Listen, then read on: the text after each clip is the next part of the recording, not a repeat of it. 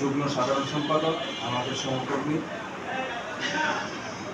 শাহ আলম ভাইয়ের অনাকাঙ্ক্ষিত হত্যাকাণ্ডের শিকার হয়ে মৃত্যুবরণ। আমি শাহ আলম ভাইয়ের রুহের মাগফিরাত কামনা করছি। আমরা এই ঘটনার সাথে সাথে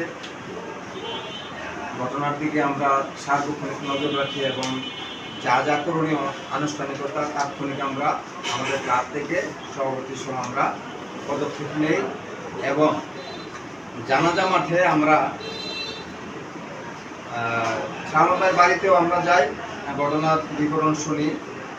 তারপর ব্রাহ্মণবাড়িয়া লাশ পাঠানো মামলা, থানায় মামলা করা সহ ব্রাহ্মণবাড়িয়া ময়নাতদন্তের জন্য লাশ পাঠানো সহ এবং সর্বোপরি লাশ নিয়ে এসে যখন জানাজা হয় শত শত মানুষের সামনে, আমার সভাপতি ওই জানাজার মাঠে সেদিন প্রতিশ্রুতি দিয়েছিল অসচ্ছল শাহ আলম ভাইয়ের পরিবারকে আমরা 20,000 টাকা আমাদের ক্লাবের পক্ষ থেকে আমরা অনুদান দিব।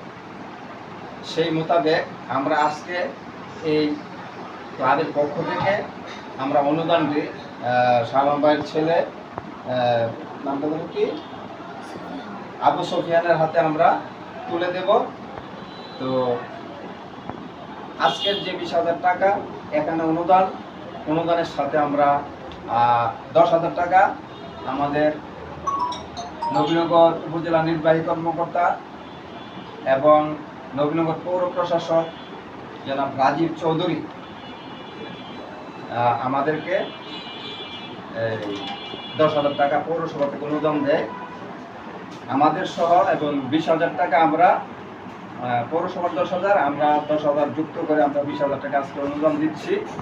তো এই বিষয়টি আজকে এখানে উপস্থাপন করার জন্য আমি দাঁড়িয়েছি। এখন এই পর্যায়ে টাকাটা আপনি দিয়ে দেন সভাপতি। আজকে এই 20,000 টাকা আচ্ছা। তো এই পর্যায়ে শাহ আলম ভাইয়ের আজকে প্রতিশ্রুতিবদ্ধ আমাদের ক্লাবের পক্ষ থেকে অনুদানের টাকা তার ছেলের হাতে তুলে দেওয়ার সাপেক্ষে স্বল্প পরিসরে আমরা কাউকে দাওয়াত করে নেই। এখন এই পর্যায়ে